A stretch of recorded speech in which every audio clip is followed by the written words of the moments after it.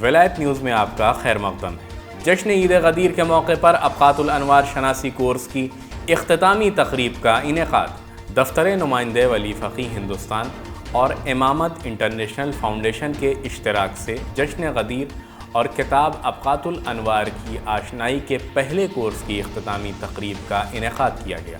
جس میں اس کورس میں شامل 60 طلباء اور ان کے اہل خانہ اور تقریباً 100 ممتاز طلباء اور طالبات نے شرکت کی۔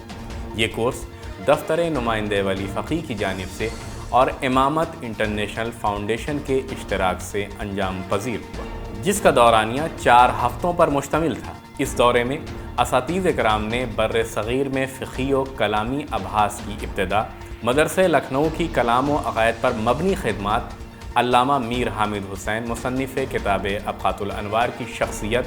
اور زندگانی اور کتاب ابقات الانوار کے متعلق آشنائی پر سیر حاصل گفتگو کی۔ اس تقریب کے آغاز میں امامت انٹرنیشنل فاؤنڈیشن کے مدیر نے تبلیغ دینی کے نفاذ میں بین الاقوامی میدان میں سرگرم مبلغین کے بعض مسائل کی طرف اشارہ کرتے ہوئے کہا، جیسا کہ واضح ہے کہ خداوند متعال علی علیہ السلام کے بغیر دین کو اسلام نہیں جانتا، لہٰذا علماء اکرام کو بھی چاہیے کہ وہ حتی الامکان اپنے بیانات اور تبلیغ میں ولایت امیر المومنین علیہ السلام کا کما حقہ پرچار کریں۔ حجت الاسلام والمسلمین سبحانی نے کہا، ولایت کی پاسداری کے اپنے درجات ہیں اور ہر کسی کے لیے کسی بھی حالت اور شرائط میں کچھ خصوصیات پائی جاتی ہیں۔ طلباء کے لیے امیر المومنین علیہ السلام کی ولایت سے تمسک کا سب سے اہم مصداق یہ ہے کہ وہ اس مسئلے میں بہتری علمی آمادگی کے ساتھ موجود شکوک و شبہات، ابہامات اور دشمنان دین کے مختلف حملوں کے خلاف پہاڑ کی طرح جائیں۔ حجت الاسلام والمسلمین مہدوی پور نے ابقات شناسی کورس کے اختتامی تقریب میں خطاب کرتے ہوئے کہا،